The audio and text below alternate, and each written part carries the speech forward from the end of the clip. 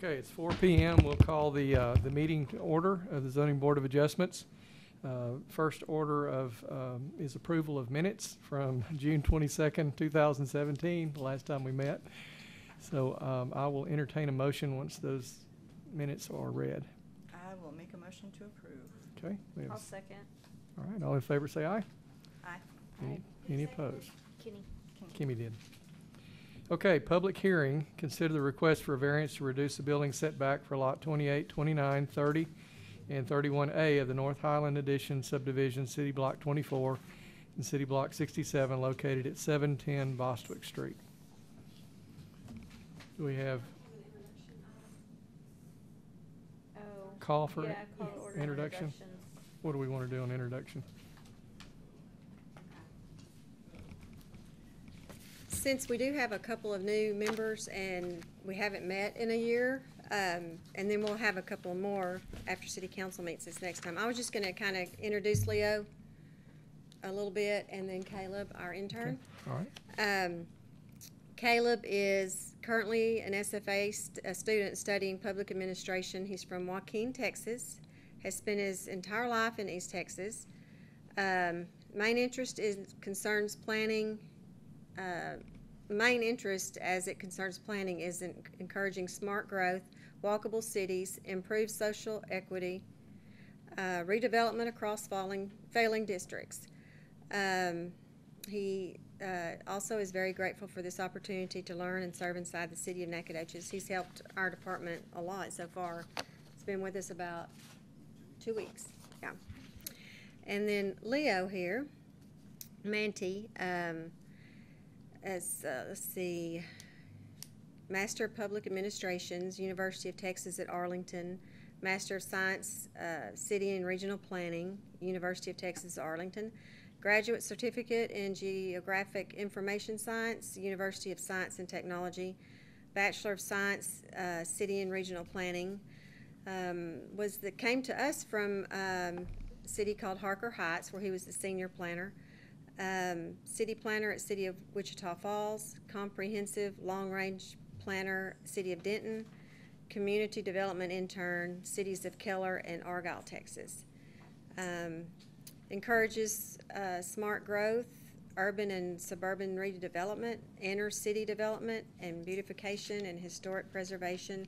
Also has a degree in GIS. So. Okay. Thank you much. Welcome to both. All right, thank you. Well, it's great to meet everybody else. I always say that if ZBA doesn't meet, it means there are good things happening in the city. So it's hopefully we'll be meeting more on other basis, probably a workshop to discuss stuff, but I don't expect to see more of variances coming into the city. So it's good to meet everybody, one of you, and usually I send emails out just to update you on how things are going in the city. So it's good to be here, and I hope to work with everybody. Okay. Thank you very much. Okay, now to the public hearing. I'm not going to read all that again anyway. So do we have comments from city officials on this particular matter? No, I think that'll be all. Okay. If you would, so go ahead with the public. Yes, yeah. please, if you Okay. don't mind. Microphone on. Okay.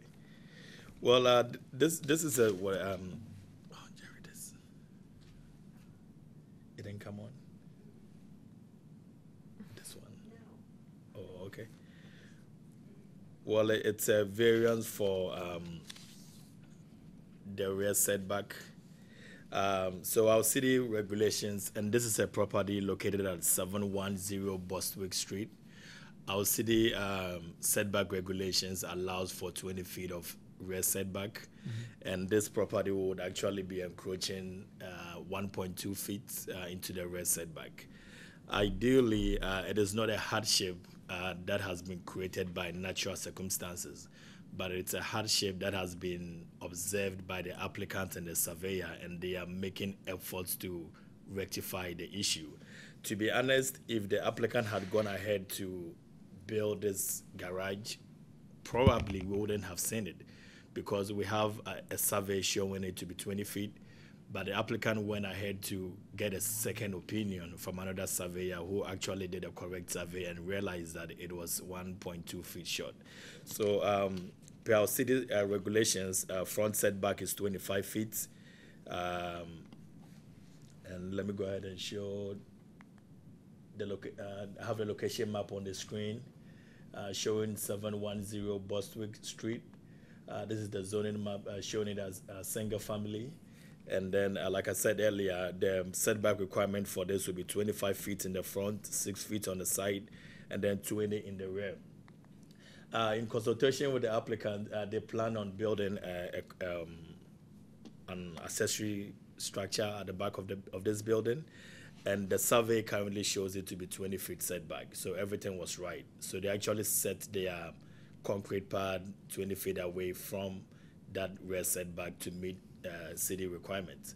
But then I think during the construction stages, probably the applicant, the owner of the house felt there was something wrong somewhere. They got the expertise of a different surveyor to do the survey of the land. And this is very good because it also helps the applicant in case they want to sell it in the future. If there's any hitches here and there, it might affect their sales and stuff like that. So through that, they realized that the actual rear setback that was on original survey was actually not accurate. It was 1.2 feet short, and they had already done their concrete pad. So the issue before us is either to demolish the whole concrete pad and then rebuild it, or come to the ZBA to request the 1.2 variance. I think I initially opted to demolish the whole concrete pad, but I think it's a little bit elevated. It's really elevated from the ground level, and then it had to do with issue with flooding, which was a safety issue. So I felt this could be a good case to present to the ZBA. One, first of all, even though the hardship is not a natural hardship, I believe it's a way that the applicant feels they are trying their best to rectify a problem that they met already on site. And so when to grant a variance, we look at issue that has to do with safety, that has to do with health, and whether it applies to our zoning ordinance. And in comparing that to our zoning ordinance, we believe that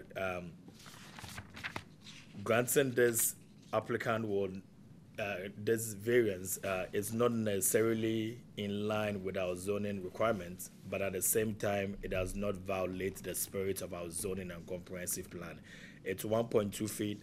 Somebody might say it's just 1.2 feet, but if the next house is being allowed to have a 20 feet setback and everybody else should do the same. But regardless, the issue has already happened, and we believe that granting this will probably not have any effect on surrounding land users. We believe granting this variance will not permanently injure the appropriate use of adjacent properties. The site, as you can see, it's already built out. Surrounding land uses are built out, and so we don't necessarily think granting this variance to allow them to put the accessory building would have any effect on surrounding land users. And thirdly, we don't think this variance, if granted for 1.2 feet, would have any effect on the health, safety, or general welfare of the public. The house as it is will remain the same, no increase in square footage. It's just going to allow the applicant to build an accessory structure, which is very common in that neighborhood as you drive along. So we don't think this proposed use is something that is not already existing in the neighborhood. And as such, granting this variance, we believe, will probably not be a much of a nuisance in the subdivision. And lastly, I want to point out that this variance is actually self-created. The applicant could probably have, the owner of the parcel could probably have sorted an extra or a third opinion before getting into this. But like I said, this is somebody who bought the land with all the accurate documents. And so for him to have gone further to get a third opinion to us, it's proactive, and we really appreciate that. And like I said earlier, we as a city will probably have not seen this if he had not gone for a third opinion, because we rely on based on what the survey provides to us. And so going to that extent, we believe it's a good initiative that we would encourage all citizens in the city to always look out for a third opinion when it comes to purchasing properties. I'll go ahead and show some pictures. I believe this is the concrete pad. It's well established. And in terms of telling them to demolish all of this concrete pad as compared to especially the fact that it's just a feet and a half. My instincts tell me at least it wouldn't be a much of an issue. So I'll let the board decide whether you want them to demolish the whole concrete pad or you give them a variance for 1.2 feet, which I believe will not have any adverse impact on surrounding land users. I have a picture of the rear back showing the fence. As you can see, there's 18.8 feet away from the backyard, and I don't see that having any impact on surrounding land users. I have a picture here showing the driveway. I think the surveyor provided some pictures showing that they actually did some work on ground and to be able to detect this issue. I try to use my GIS to show the difference if this variance is granted. So in the red, I have a 20 feet required setback, which is what they actually required to do. And then in trying to use my GIS to actually calculate the 1.2 variance, because of the scale on the ground, it's actually not visible. So it's a little bit of an impact. But once again, it isn't something that is allowed. That is why we have the board to decide if it is something that they would want to do. So at this point in time, from the planning department, we will say first of all, we appreciate the fact that the applicant went ahead to get a third opinion to verify this. We wouldn't have known if we had gone with the original document that was submitted with the house. And secondly, the fact that they want to correct things, we think it is very proactive, and so we really appreciate that. But once again, the hardship is not it's not a natural hardship. It's self-created by the applicant. So I will let the surveyor and the applicant, the surveyor who is also the applicant, to give further explanation on this, probably give some technical terms that will be able to convince this board as to whether you want to go ahead with granting the variance or letting them demolish the entire concrete pad. And at that moment, I'll turn it over to Mr. Opperman to give the next presentation.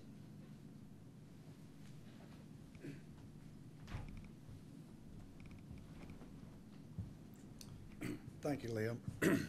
I'm Jeff Opperman, owner of Opperman Surveying here in Nacogdoches, and today with me is Jennifer Klingenberg, owner of the property in question. I did do the survey and discover the problem. The Klingenbergs, after they had bought this property, they had another surveyor come in and before they started construction, and he went around and located the corners, and they drew their string lines, got the proper permits, followed all the protocol that was possible, and had the concrete work done. And when they hired us to come in and do a as-built survey, we discovered that the wrong corner had been marked by about 3.5 feet. So while the Klingenbergs thought that they were well within their property and outside of the building lines, it turned out that they were 1.8 feet over 1.2 feet over the building line on one side and 0.8 on the other.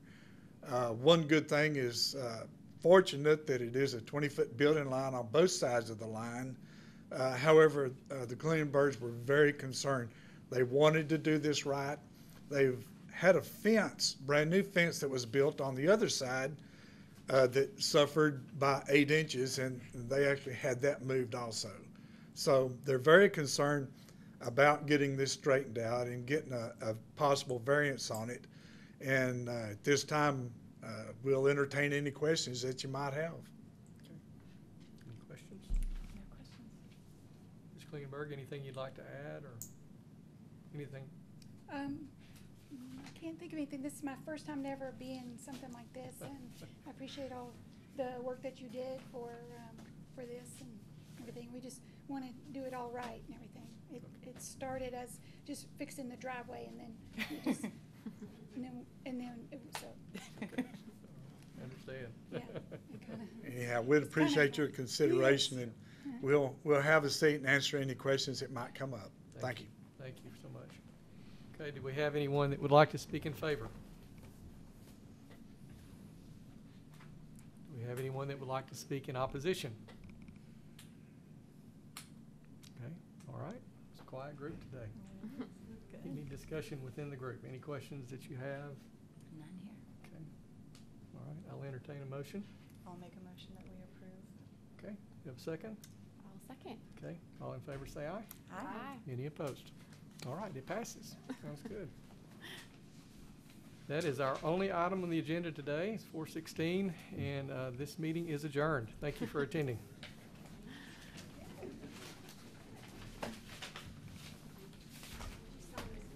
Yes, give me to sign my copy.